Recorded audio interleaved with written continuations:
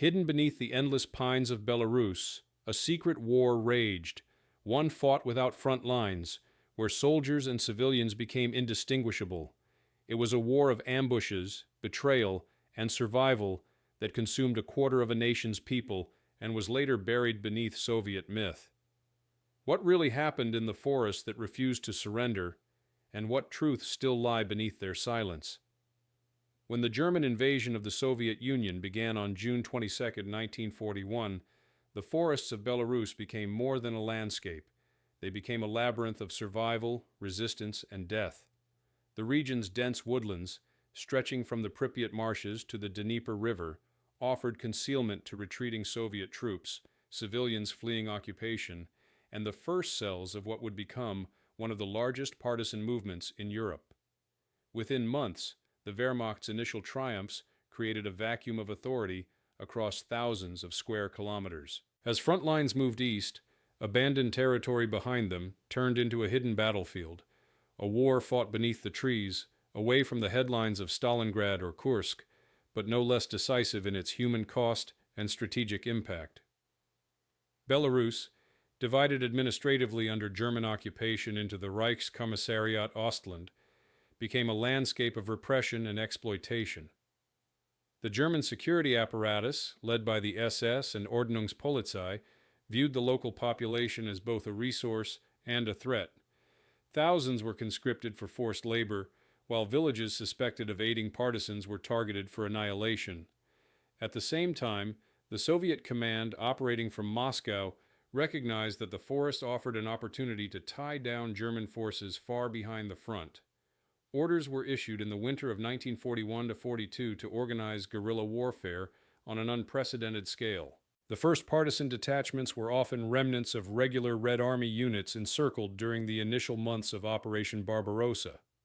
Cut off from command, they survived by raiding German supply convoys and seeking shelter among sympathetic peasants. As the occupation deepened, these groups multiplied and merged into coordinated formations under the central headquarters of the partisan movement, TSSHPD. By the summer of 1942, an estimated 56,000 partisans operated in Belarus.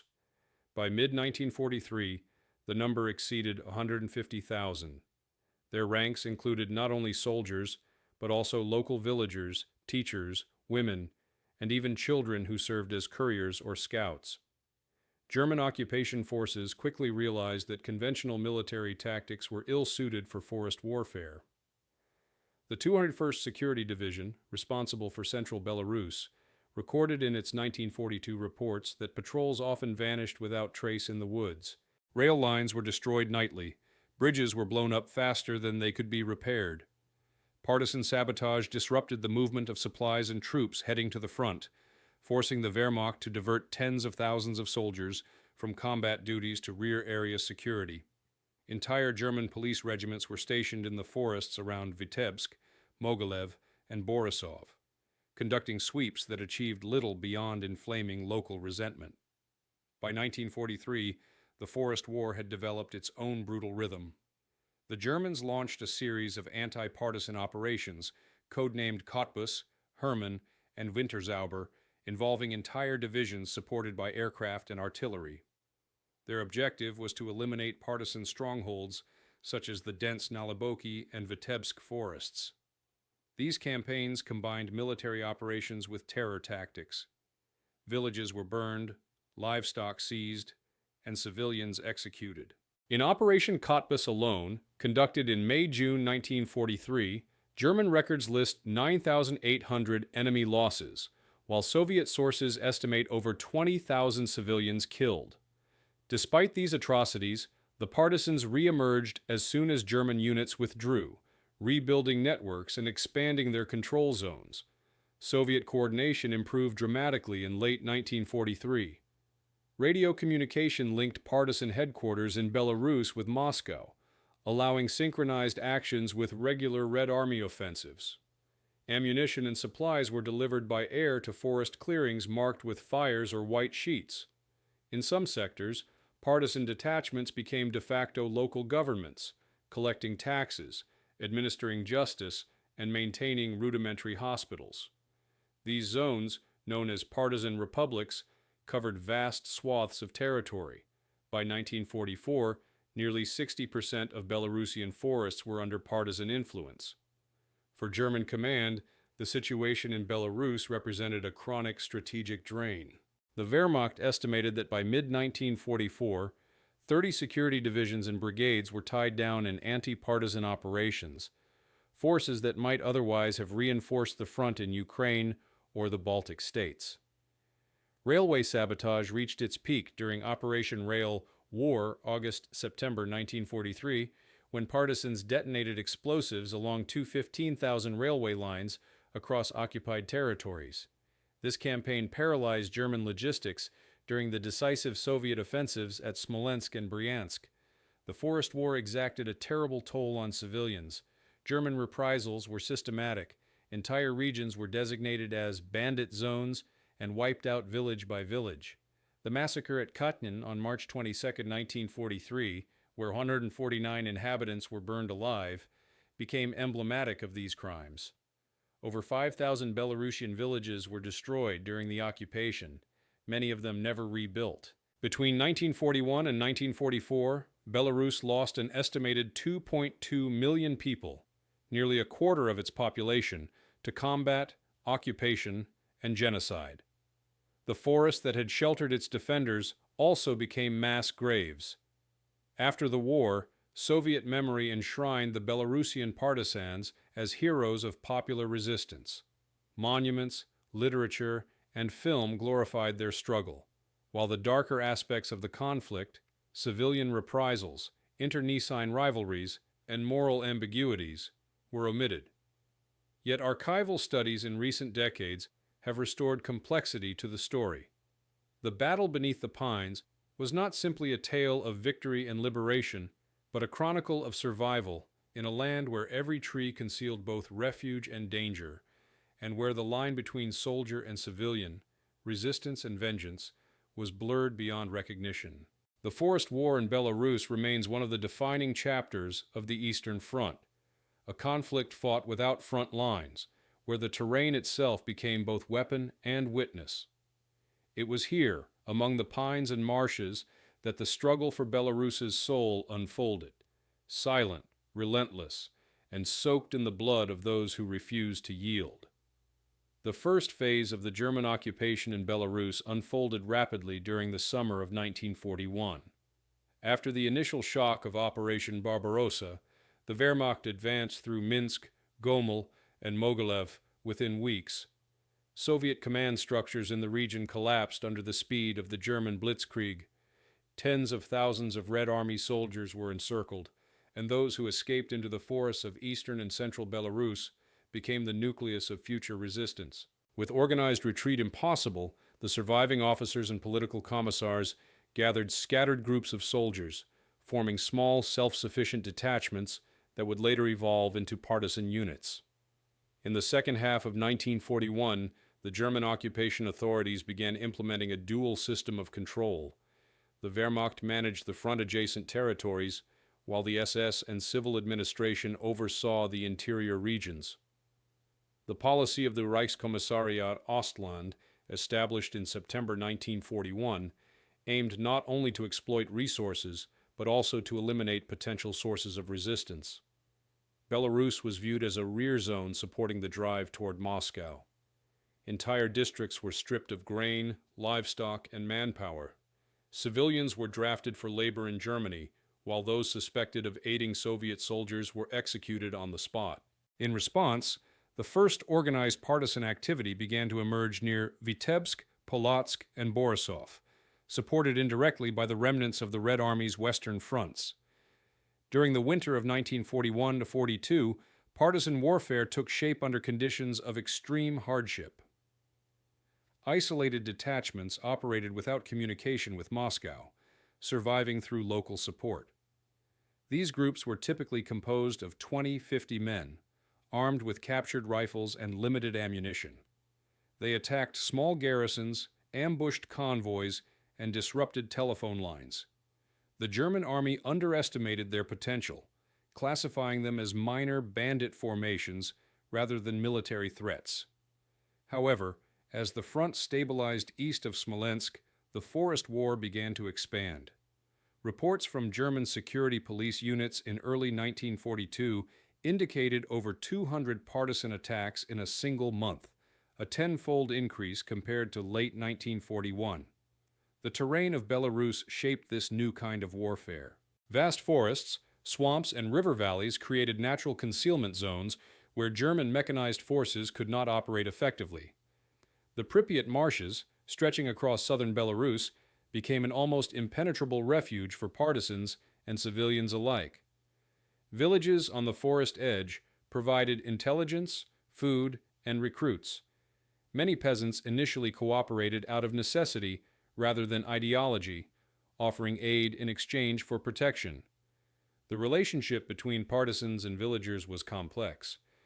While mutual dependence ensured survival, excessive requisitioning or reprisals by either side created cycles of violence that blurred the line between occupation and resistance.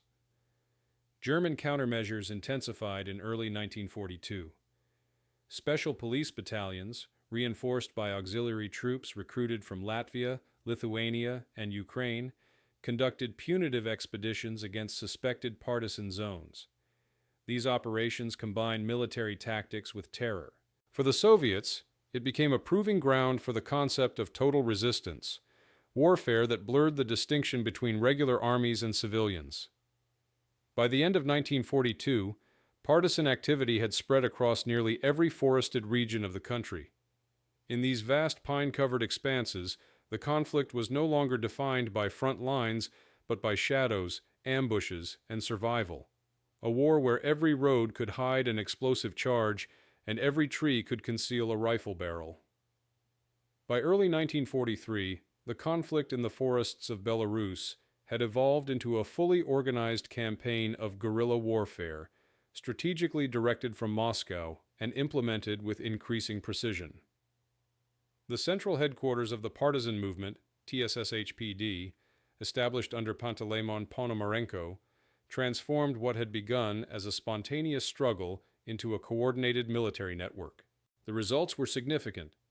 In the first 6 months of 1943, partisans derailed more than 2,200 trains, destroyed 800 bridges, and inflicted heavy damage on telegraph and telephone infrastructure. Soviet records estimate that during this period, German supply throughput to the Eastern Front decreased by nearly 30% in the central sector, forcing the Wehrmacht to reroute supplies through longer and less secure lines. The German command recognized the growing danger and responded with intensified anti-partisan operations. Responsibility for rear area security in Belarus rested with the higher SS and police leader for Central Russia, Erich von dem Bach-Zelewski, a veteran of earlier pacification campaigns in occupied Poland.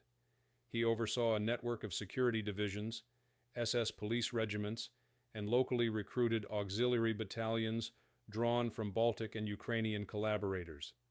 These forces numbered nearly 200,000 men, rivaling the size of the partisan army itself. Their tactics combined military sweeps with economic exploitation and terror.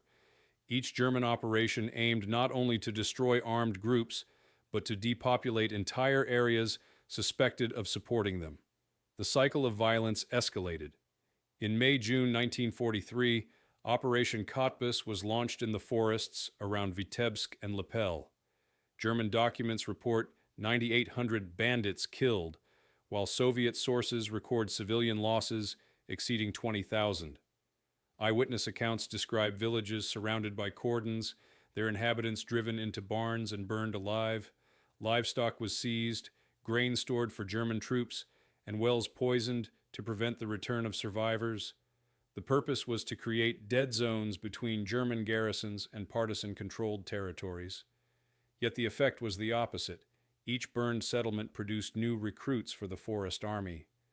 Survivors who fled into the woods brought with them not only rage but also local knowledge essential for guerrilla survival. While brutality characterized German countermeasures, the Soviet approach was equally uncompromising. Partisan detachments were instructed to execute collaborators, informers, and village elders who cooperated with the occupiers. In many regions, local populations found themselves trapped between two ruthless forces. Food shortages became acute. By mid-1943, partisan command estimated that each fighter required up to 15 kilograms of supplies weekly, most of which had to be requisitioned from nearby villages. Some units established partisan tax systems, collecting grain and livestock under threat of punishment. This created friction with civilians whose loyalty could no longer be assumed. The front between resistance and collaboration blurred, replaced by a struggle for survival under constant terror. The Germans' strategic miscalculation lay in their assumption that punitive operations could permanently suppress resistance. The forests of Belarus provided an inexhaustible refuge. By the summer of 1943, partisan forces in Belarus numbered more than 150,000 fighters organized into 12 regional commands. Their operations expanded from sabotage to coordinated offensives against German garrisons. In August, the Central Headquarters initiated Operation Rail War, a massive synchronized campaign across occupied territories. In Belarus alone, more than 37,000 explosive charges were detonated along railway lines in a single month. According to Soviet military archives, these actions destroyed or disabled over 1,000 locomotives and 8,000 railcars. The Wehrmacht was forced to suspend large-scale troop transfers during the critical days of the Battle of Kursk. The growing strength of the partisans altered the character of the occupation. In several regions, notably the Polotsk-Lapel area and parts of Gomel Oblast, the Germans no longer exercised effective control outside fortified towns. The front line remained far to the east, yet the interior of the country had turned into a war zone of its own, an unbroken chain of ambushes, reprisals, and sabotage. The partisans, now numbering close to 180,000 according to Soviet records, held control over wide territories stretching from the Pripyat marshes in the south to the forests near Polotsk in the north. These were no longer loosely connected detachments. They formed a parallel military structure, commanded through radio links from Moscow and coordinated by regional headquarters. Each brigade had specialists for demolition, intelligence, medical aid, and political education. Ammunition drops by the Red Army's transport aviation became regular, ensuring that the forest armies remained operational even in isolation. The terrain dictated the rhythm of war. Snow-covered pine forests and frozen swamps turned roads into narrow corridors of movement, easily mined and ambushed. German convoys required armored escorts to move between garrisons. Rail lines, vital for maintaining the supply chain of Army Group Center, were under constant attack. From December 1943 to February 1944, German railway reports from the Minsk and Orsha sectors documented more than 2,000 sabotage incidents, bridges destroyed, locomotives derailed, and depots burned.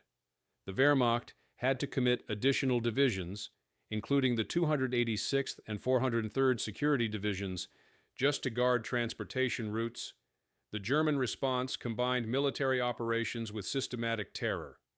Anti-partisan campaigns such as Operation Winterzauber, Winter Magic, launched in February 1944 near Vitebsk, demonstrated the totality of Nazi counterinsurgency methods. Conducted by SS and police units, supported by Latvian and Lithuanian auxiliaries, the operation targeted an area of more than 1,000 square kilometers. The objective was to clear the forest between Vitebsk and Polotsk of partisan presence and to deport or exterminate the civilian population suspected of aiding them.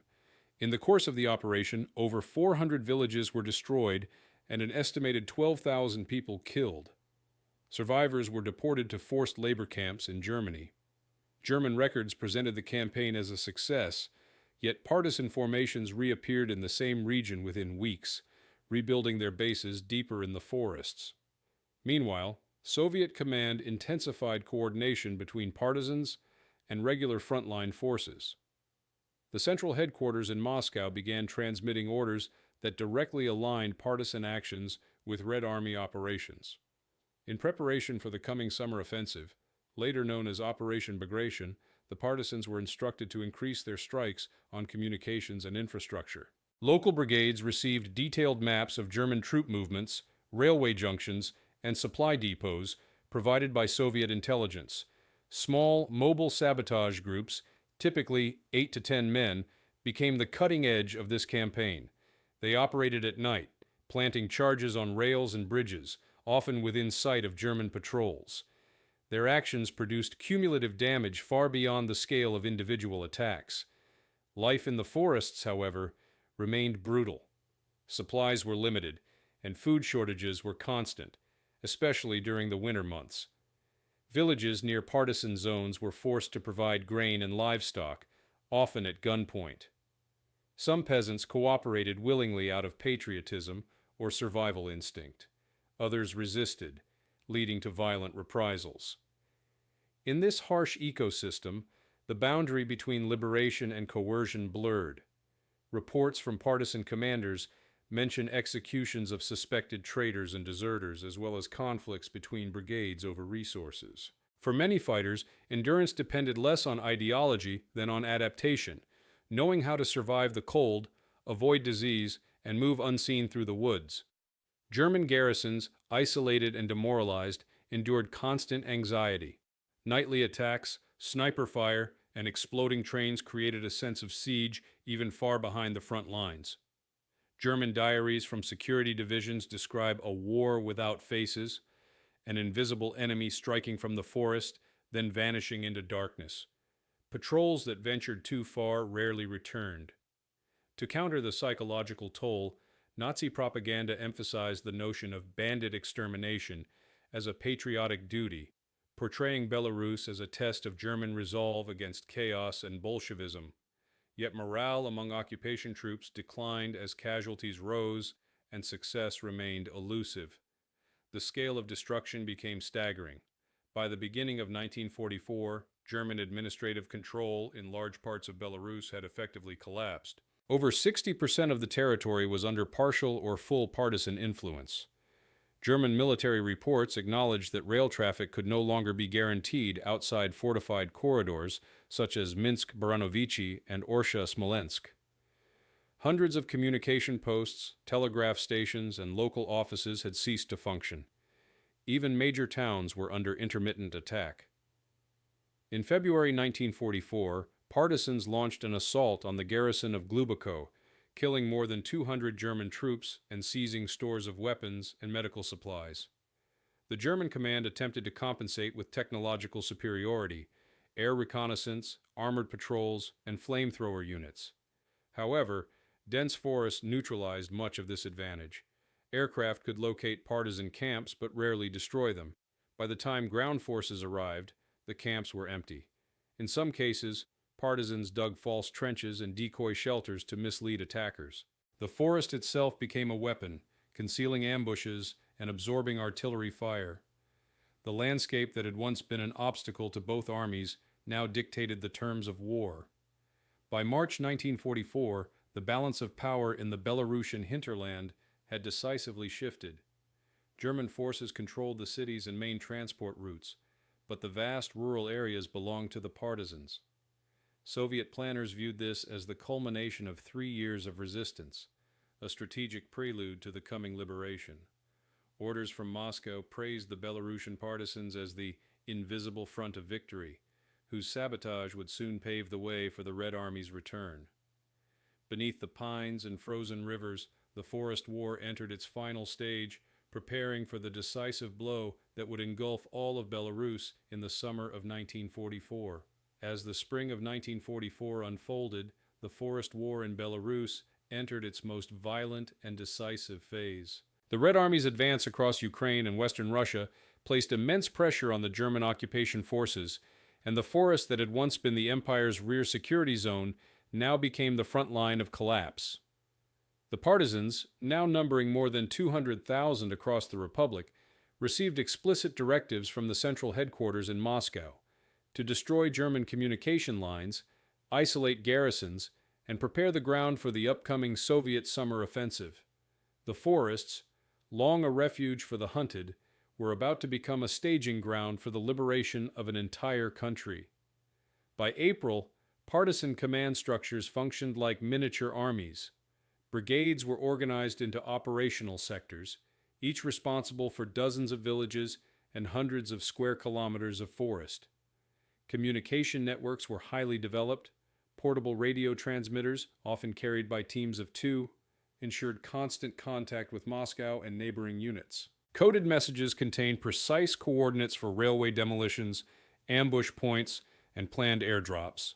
Soviet aircraft, flying under cover of darkness, parachuted in ammunition, explosives, and even medical specialists. In total, more than 2,000 tons of supplies were delivered to Belarusian partisans during the first half of 1944. German command recognized the growing danger, but lacked the resources to contain it. The security divisions assigned to anti-partisan operations, such as the 286th, 391st, and 403rd, were understrength and poorly equipped. Many soldiers were older reservists, or men recovering from wounds sustained on the front. Armored support was minimal, and fuel shortages further restricted mobility. The Wehrmacht was forced to rely increasingly on locally recruited auxiliary units whose loyalty was often uncertain. Desertions multiplied as rumors spread of the impending Soviet offensive. German intelligence estimated that in some regions, as many as 20% of their auxiliary troops had secretly switched allegiance to the partisans. The attacks intensified in May 1944. Railway sabotage became the primary instrument of warfare. Entire sectors of the Minsk-Orsha and Baranovichi-Brest lines were rendered unusable. Between May 1st and June 20th, partisan groups carried out more than 10,000 acts of sabotage on railway infrastructure, destroying 800 locomotives and more than 6,000 wagons. The so-called Rail War II, an expanded continuation of the 1943 campaign, paralyzed the logistical arteries that sustained Army Group Center. German supply officers reported that up to 60% of rail traffic in occupied Belarus was disrupted. Fuel and ammunition intended for frontline units never arrived, and thousands of wounded soldiers were stranded in makeshift depots without evacuation routes. As the Soviet High Command finalized plans for Operation Bagration, the partisans' role became integral. Orders from the General Staff outlined the precise coordination of guerrilla actions with the main front's timetable. Partisan formations were instructed to cut all rail and road connections at least 24 hours before the Red Army's offensive. This coordination required remarkable discipline across hundreds of detachments scattered through the forests. Liaison officers, often Soviet officers parachuted behind enemy lines, served as the vital link between partisan command and the approaching front. Their presence ensured that, for the first time, guerrilla warfare in Belarus operated in full synchronization with a major conventional offensive. Life inside the partisan territories reflected the paradox of control and chaos. On one hand, the brigades maintained order through local councils and tribunals. On the other, the brutality of occupation and counter-occupation persisted. Civilians living within partisan zones were subjected to both protection and coercion. They provided food, intelligence, and shelter, but also faced severe punishment for suspected collaboration. Field reports from the Soviet side document public executions of spies and traitors often carried out to reinforce authority. These measures, while brutal, reflected the totalization of the conflict. Survival and loyalty had become indistinguishable. The German response during these months was desperate. Anti-partisan operations, Kormoran, Frühlingsfest, and Frühlingssturm, were conducted across Minsk, Vitebsk, and Mogilev districts. In each case, thousands of troops were deployed to encircle forest regions and destroy partisan bases. Airstrikes and artillery bombardments preceded ground sweeps, yet their effectiveness remained limited. Partisans employed evasive tactics, retreating deep into swampy terrain where vehicles could not follow. What had begun 3 years earlier, as scattered resistance by stranded soldiers and peasants, now transformed into a decisive strategic instrument. Beneath the towering pines and birches of Belarus, thousands of partisans had prepared the battlefield for the Red Army's return. When Soviet forces advanced at the end of June, they did not enter an enemy-held country. They moved through territory already undermined, sabotaged, and bleeding. The forest had done its work, silently and relentlessly, ensuring that the war in Belarus would end where it had begun, in fire smoke, and the whisper of wind through the trees. When Operation Bagration began on June 22, 1944, the third anniversary of the German invasion, the partisans of Belarus had already turned the occupied hinterland into a battlefield. The synchronized destruction of infrastructure during Operation Concert left Army Group Center crippled. Railway traffic fell to less than 20% of its normal capacity, telegraph lines were severed, and thousands of supply convoys remained immobilized. The Forest War had fulfilled its strategic objective to paralyze German logistics just as the Red Army's main assault commenced. What followed in late June and July was the collapse of the German position in Belarus, a defeat so total that it erased an entire army group from the Eastern Front. At dawn on June 23rd, the Red Army's 1st Baltic, 1st, 2nd, and 3rd Belarusian fronts launched simultaneous offensives along a 2,100-kilometer front. The German defensive system, already weakened by partisan sabotage, was unable to withstand the assault. Bridges and communication hubs critical to troop redeployment had been destroyed days earlier. The Fourth Army, positioned near Mogilev, found its supply lines cut in multiple directions. Its rear areas were overrun not by regular Soviet units, but by partisan detachments emerging from the forests. The German response was fragmented and desperate. Communication between divisions broke down within days. Heinrich's defensive command structure, dependent on railway coordination, could no longer operate effectively. Luftwaffe transport units attempted to deliver supplies by air, but Soviet fighters dominated the skies. Some isolated garrisons, surrounded by partisans, were annihilated without a single shot from the Red Army. German reports describe entire units disappearing into the forests, a euphemism for their destruction at the hands of irregular fighters. By early July, the German front in Belarus had ceased to exist as an organized line. The liberation of Belarus unfolded in a series of rapid advances. Vitebsk fell on June 27th, Orsha on June 26th, and Mogilev by the 28th. Minsk, the central hub of German administration, was encircled on July 3rd. The Red Army entered the city amid scenes of ruin, factories burned, streets mined, and thousands of civilians emerging from basements. In districts such as Vitebsk and Mogilev, up to 80% of the rural population had been displaced or killed. The forests that had served as refuges were now graveyards filled with unmarked mass burials. Amid this devastation, the integration of partisans into the Soviet system accelerated. The central headquarters of the partisan movement ordered all remaining independent units to coordinate directly with the front commands. Medical teams, engineers, and logisticians were dispatched to transform the guerrilla infrastructure into support networks for the advancing army.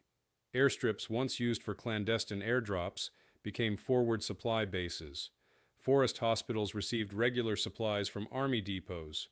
The partisan movement, once autonomous and local, now dissolved into the broader structure of Soviet military administration.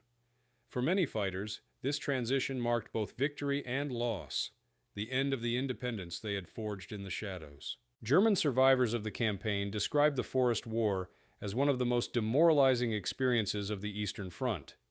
Unlike conventional battles, it offered no clear enemy, no front line, and no reprieve. A report from the 12th Infantry Division noted that the forest itself fights, a reflection of how the natural landscape had been turned into an omnipresent adversary. Even after Operation Bagration swept west, remnants of isolated German units continued to fall victim to partisan attacks for weeks. The destruction of Army Group Center was not only a battlefield defeat, but a symbolic collapse of German control in the occupied East. By the end of July 1944, the Red Army had advanced nearly 600 kilometers, reaching the borders of Poland and the Baltic states. Belarus, once the heart of the German occupation zone, was now entirely liberated, yet victory brought new burdens. The infrastructure lay in ruins, the population decimated, and large regions uninhabitable due to mines and scorched earth destruction. Partisan survivors began the process of demobilization, though many were reassigned to military service in regular units or local security forces. Others returned to villages that no longer existed. For them, the end of the Forest War was not a moment of triumph, but of silence. The silence of trees that had hidden 3 years of unrecorded warfare and 3 years of suffering that words could scarcely contain. The war beneath the pines had achieved its strategic purpose, but its legacy would outlive its participants. The forests of Belarus, once filled with the echoes of battle, now stood as living monuments to a conflict that had blurred every boundary, between soldier and civilian, between liberation and destruction, between the forest as sanctuary and as tomb. The months that followed the liberation of Belarus were marked by transition, military, political, and human. The forest war had ended, but its consequences rippled through every layer of society. What had once been a clandestine struggle, fought in secrecy, now became part of the Soviet state's official history, carefully rewritten to serve the narrative of unity and victory. For those who had lived through it, the partisans, civilians, and survivors, the end of the fighting brought no simple peace. The forests that had sheltered them remained filled with mines, wreckage, and unburied dead. The reconstruction of the land began even as the echoes of gunfire still faded through the pines. Administratively, the re-establishment of Soviet control over Belarus began immediately after Operation Bagration. The partisan headquarters in Moscow was dissolved in August 1944, its command integrated into the People's Commissariat of Defense. Many partisan commanders were formally commissioned as officers in the Red Army or appointed as regional officials. Their wartime authority made them local heroes, and in the months after liberation, they became instrumental in restoring communication, rebuilding bridges, and organizing food distribution. Yet beneath the surface, friction emerged between experienced partisans, accustomed to independence, and military bureaucrats dispatched from Moscow. Reports from the time describe disagreements over requisition policies, the treatment of returning civilians, and the punishment of suspected collaborators. The task of rebuilding Belarus was monumental. Entire districts had ceased to exist. Over 200 towns and cities were destroyed, and infrastructure lay in ruins. Railways and bridges sabotaged during the Forest War now had to be rebuilt by the same men who had once blown them up. The Soviet authorities mobilized both local labor and German prisoners of war to clear debris and reconstruct basic services. The forests themselves were littered with explosives, mines, shells, and grenades hidden under years of fallen leaves. Demining teams, often composed of former partisans, worked for years to make farmland and roads safe.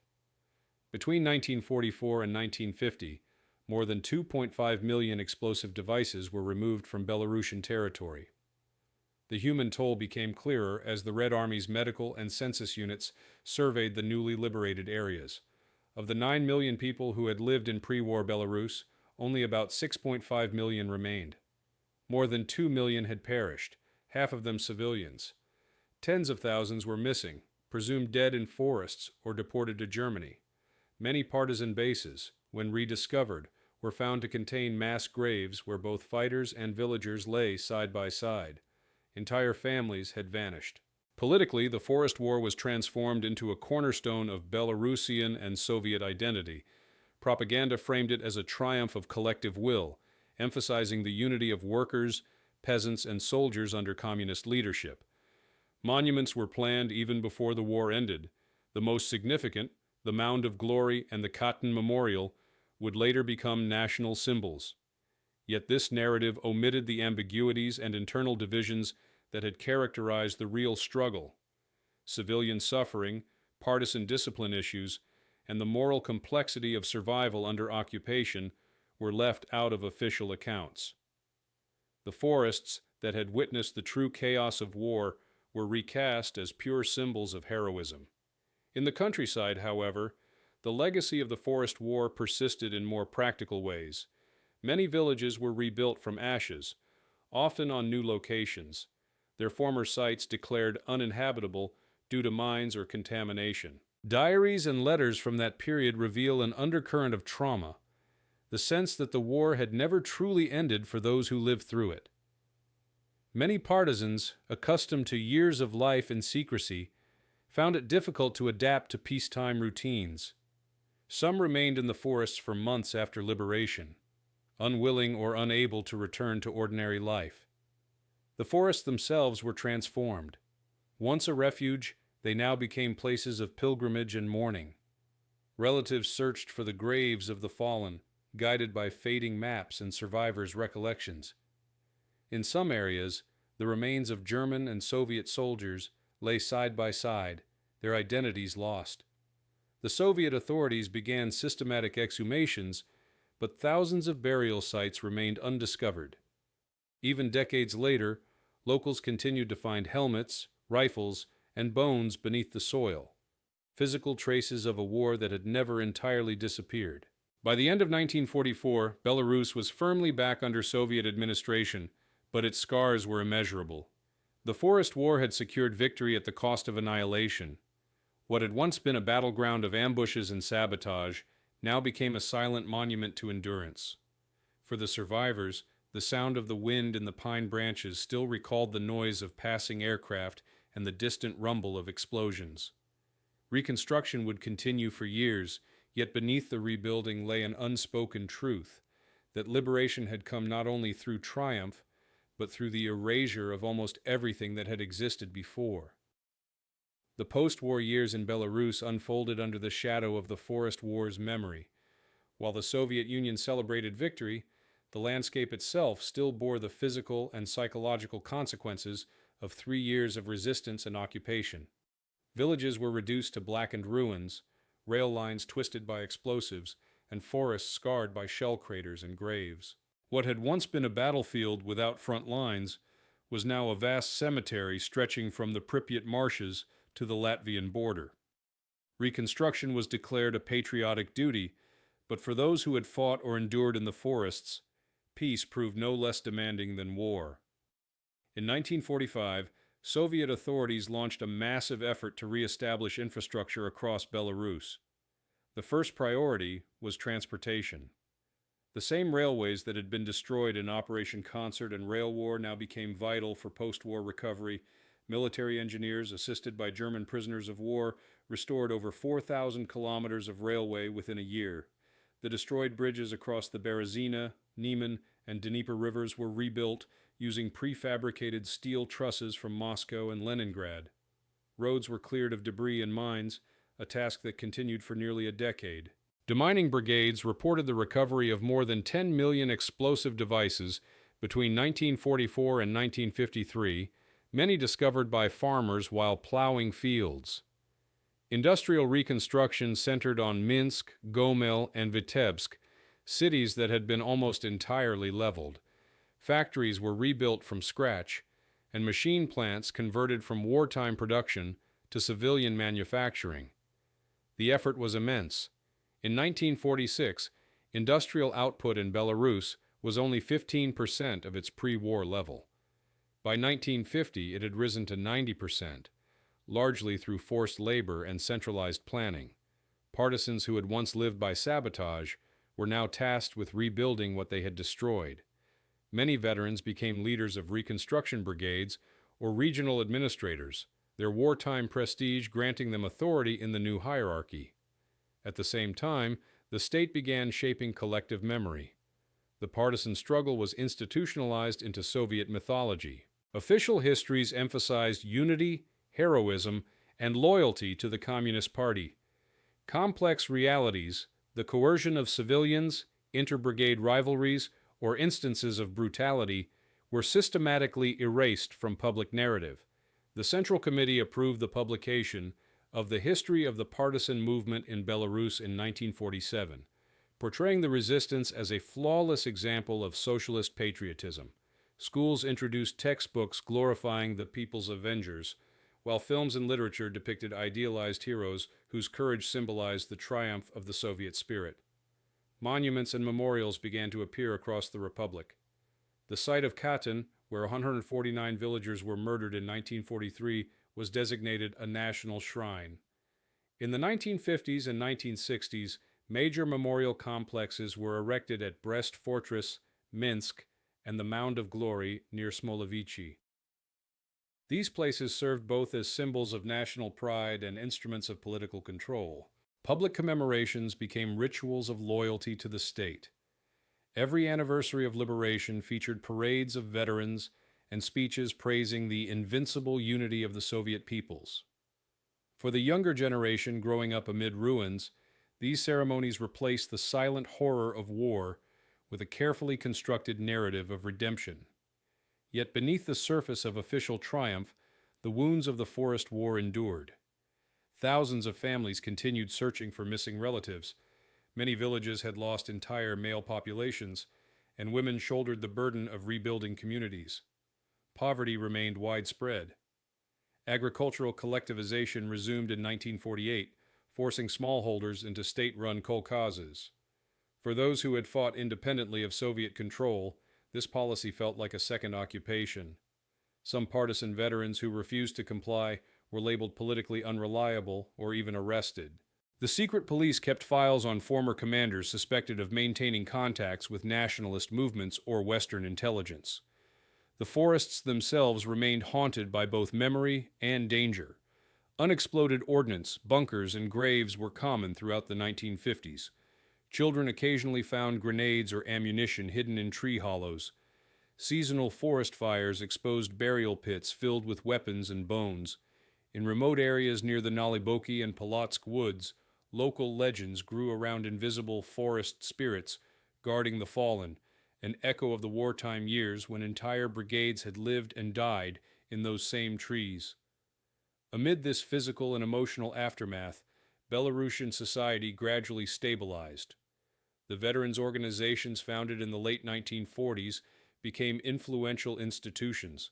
They secured pensions, housing, and privileges for recognized partisans, while also promoting loyalty to the Soviet government. Annual meetings, known as partisan assemblies, drew thousands of attendees, blending remembrance with political affirmation. By 1955, over 140,000 former partisans were registered as war veterans. For them, the movement's legacy became both a personal identity and a tool of state legitimacy. Meanwhile, the portrayal of the Forest War evolved in literature and art. Writers such as Vasil Bikow and Ales Adamovich began to introduce realism and moral conflict into depictions of resistance. Their works, published in the 1960s and 1970s, contrasted sharply with earlier propaganda. They depicted the loneliness, fear, and ethical compromises of guerrilla life, challenging the heroic myth while still honoring its core of endurance. Such narratives opened a space for reflection within Soviet society, acknowledging that victory had not erased tragedy.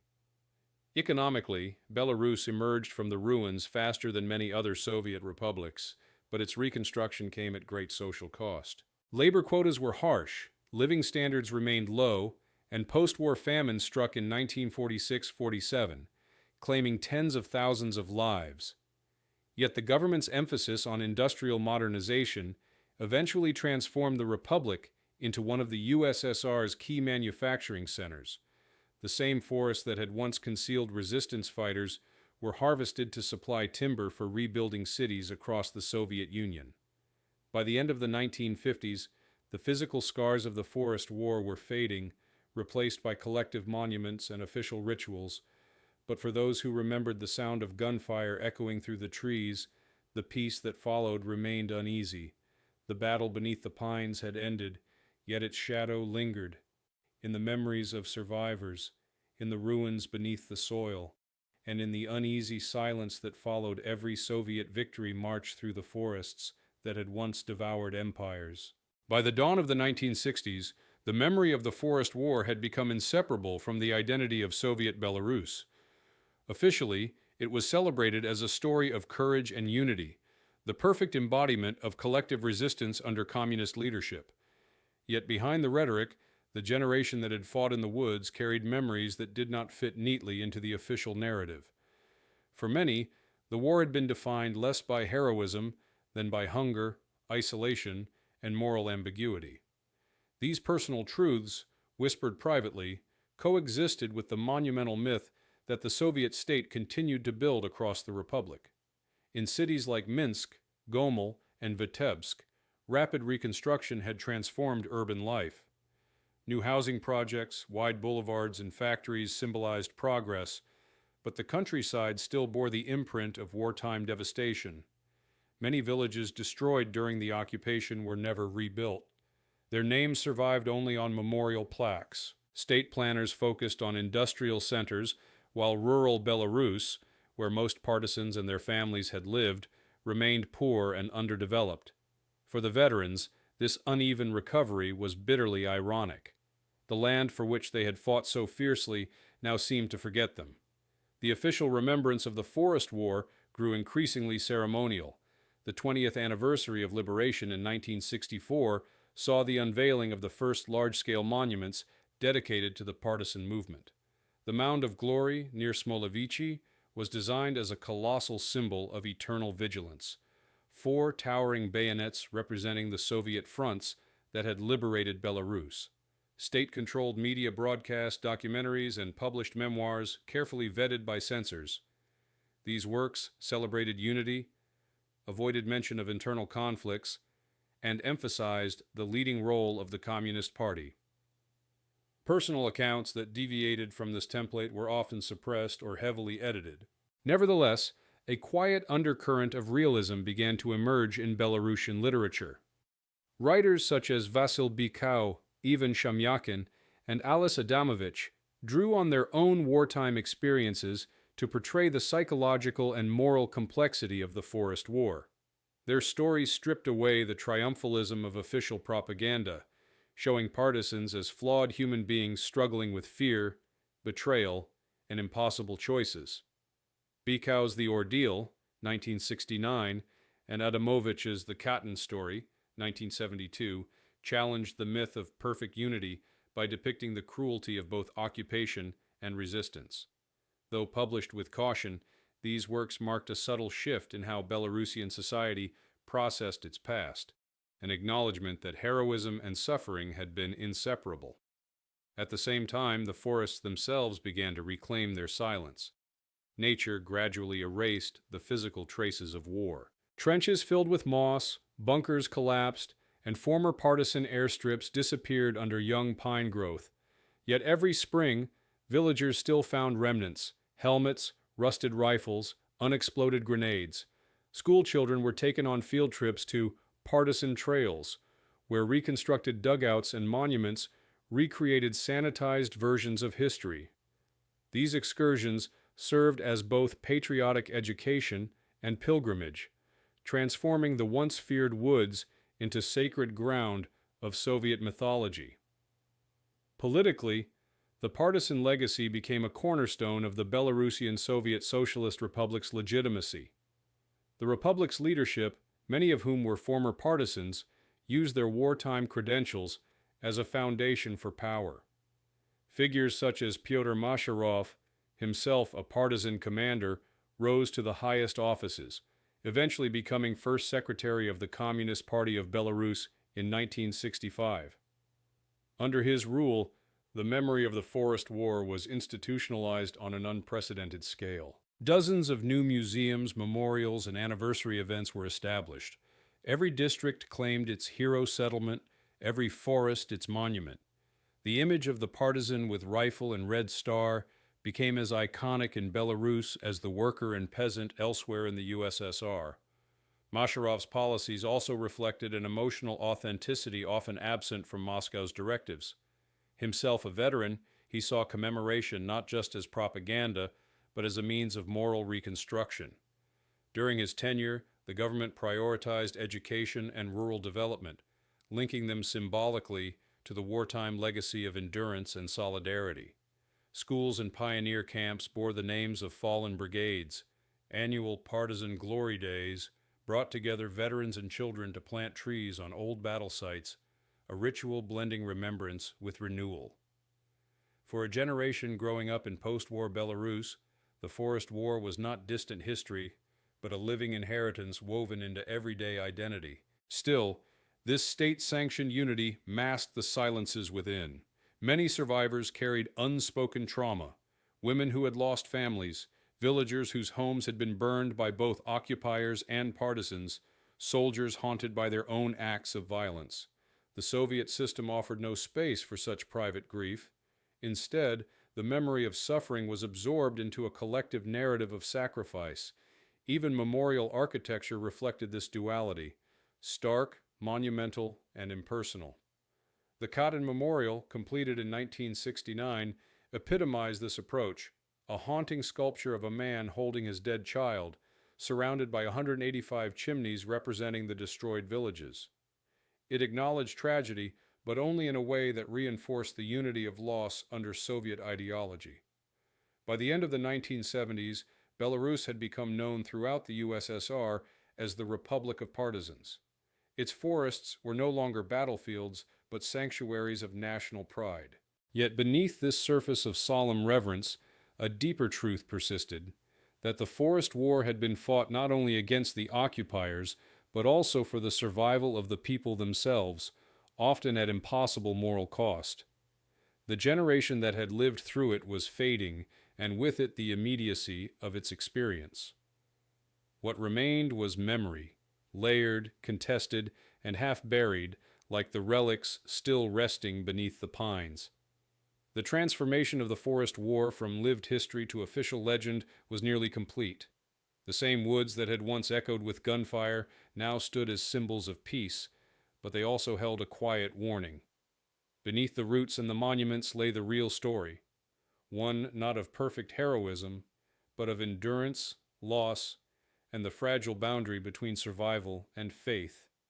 By the 1980s, the memory of the forest war in Belarus had hardened into a national myth, revered, untouchable, and yet increasingly distant from the experiences of those who had lived it.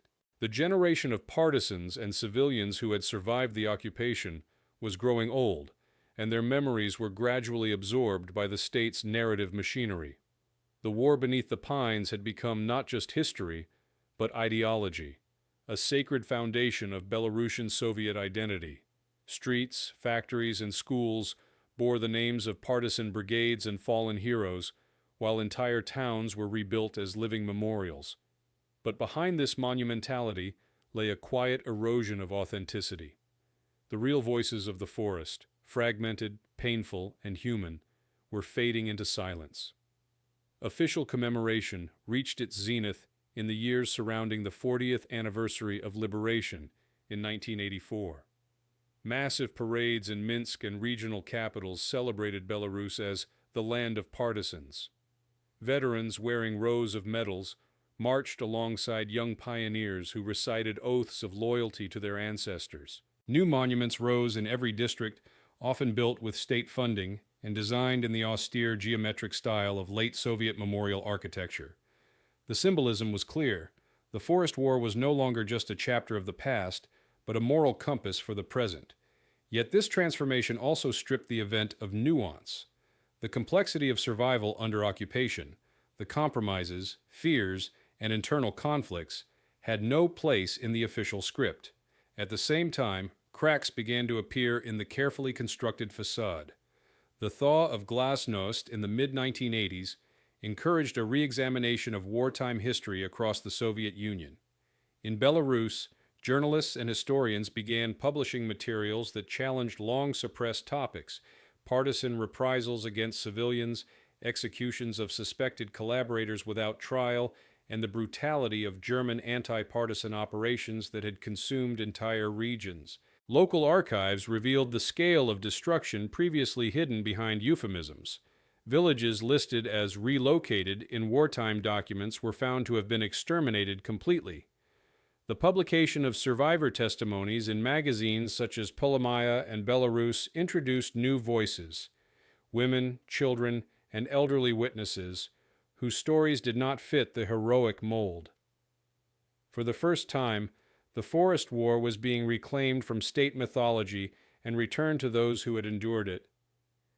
The revelation of these darker truths did not diminish the partisans' heroism. Rather, it expanded understanding of the war's human dimension. Historians emphasized that the forest conflict had been a microcosm of total war, an environment where moral certainty collapsed under the weight of necessity. The new research recontextualized the partisan struggle as both resistance and tragedy, a phenomenon that blurred the line between liberation and survival. This shift in perspective profoundly affected Belarusian cultural identity. While older veterans clung to the official narrative, younger generations began to see the Forest War as a story of collective trauma as much as of victory. With the dissolution of the Soviet Union in 1991, Belarus inherited not only independence, but also the burden of redefining its history. The partisan legacy, once purely Soviet, became the foundation of a new national narrative. The forests that had once symbolized communist resistance were reimagined as symbols of Belarusian endurance and unity. Yet the process of reinterpretation was uneven. The new state preserved much of the Soviet commemorative landscape, monuments, cemeteries, and holidays, while gradually introducing a more national character to remembrance. Museums removed portraits of Stalin, but retained exhibits of partisan heroism. School textbooks began to emphasize the suffering of the Belarusian people as distinct from the Soviet experience, though without disavowing the Red Army's role in liberation. Throughout the 1990s and 2000s, the forests themselves became sites of reconciliation rather than ideology. International teams of historians and archaeologists began documenting mass graves and battle remnants. German and Belarusian organizations cooperated to locate burial sites of both Wehrmacht soldiers and civilians. Commemorative plaques were erected jointly in places where, for decades, memory had been divided by politics.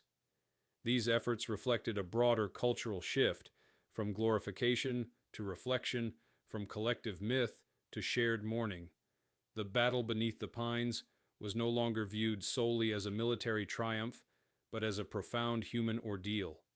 For survivors, however, time remained the most relentless adversary. By the early 21st century, only a few thousand veterans were still alive.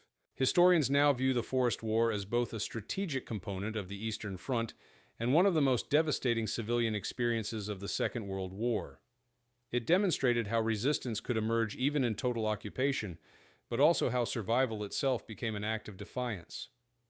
The legacy of the battle beneath the pines endures not only in monuments or archives, but in the collective consciousness of Belarus. It reminds the living that freedom, once won, is never without cost, and that the line between heroism and endurance is often indistinguishable. The forests that once hid the partisans have reclaimed their silence, but every rustle of wind through the trees still carries a memory of a nation that fought unseen, bled in secrecy, and rose again from the ashes to remember.